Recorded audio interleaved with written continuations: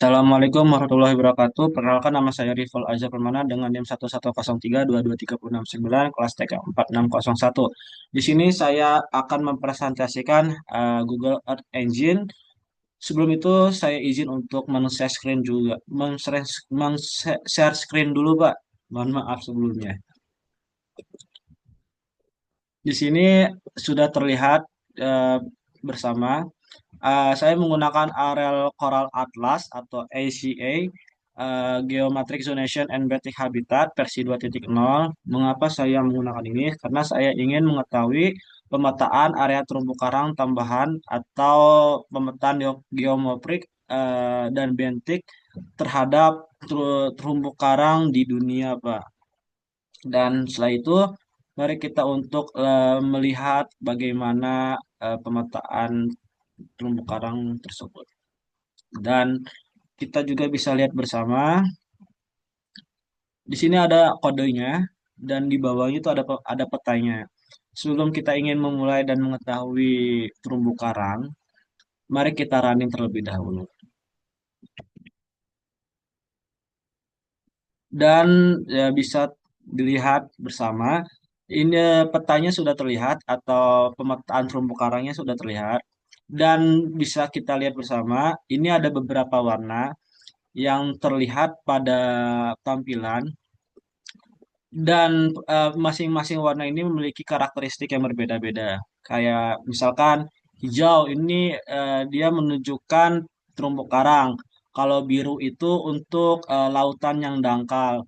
Kalau misalkan kuning itu eh, pasir, pasir laut yang dangkal. Dan bisa kita lihat bersama juga, ada juga untuk pulau-pulau sekitar sini terdapat sekitaran terumbu karang. Dan kita bisa lihat juga terumbu karangnya di sini masih banyak dan masih asri dan tidak ada kerusakan yang mumpuni pada terumbu karang tersebut. Dan kita bisa lihat juga bersama, karena negara kita negara Indonesia, maka kita atau saya ingin mengetahui apakah terumbu karang Indonesia masih asri atau masih banyak. Dan kita bisa lihat bersama, ternyata masih masih banyak terumbu karang di Indonesia seperti itu. Selain itu juga ada layer di sini ada layer, ada tiga layer, ada benthic habitat, ada geomorphic zonation, dan global reef extension. Fungsi layer-layer ini itu untuk memfilter warna supaya lebih mengetahui apakah warna ini bisa digunakan kayak gelap atau tidak gitu, membuat warnanya itu spesifik gitu Pak, seperti itu. Nah, kalau range itu buat wilayah, kalau band itu kita bisa kayak warna kalau band itu, dan kalau gamma itu bisa pewarnaannya bisa gelap atau tidak seperti itu. Dan geomorphic zonation itu ya bagi zonasi geomorphicnya. Terus kalau reef extension itu ya terhadap reefnya atau global reefnya seperti itu. Dan bisa kita lihat bersama di wilayah Indonesia ada beberapa terumbu karang yang masih asri, mulai dari Pulau Sumatera, Pulau Jawa, Pulau Kalimantan. Ini masih asri terhadap terumbu karangnya karena masih terdapat warna hijau-hijau yang terlihat di sekitaran gambar.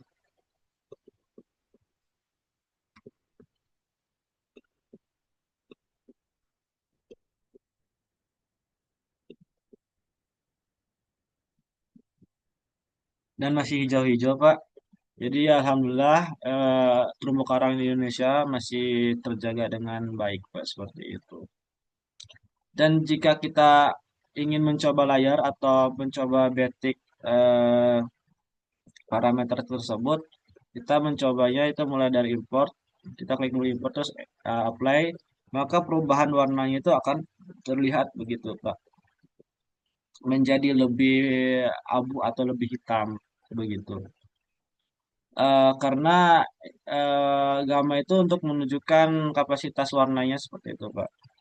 Untuk terumbu karangnya, untuk mengetahui terumbu karang, terumbu karangnya gitu, habitat, basic habitat visualisasinya. Begitu.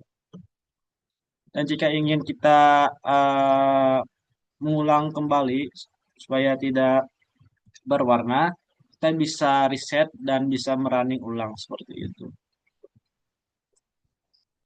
Itu yang bisa saya sampaikan, Pak. Mohon maaf jika ada kekurangan dari apa yang saya sampaikan. Terima kasih. Assalamualaikum warahmatullahi wabarakatuh.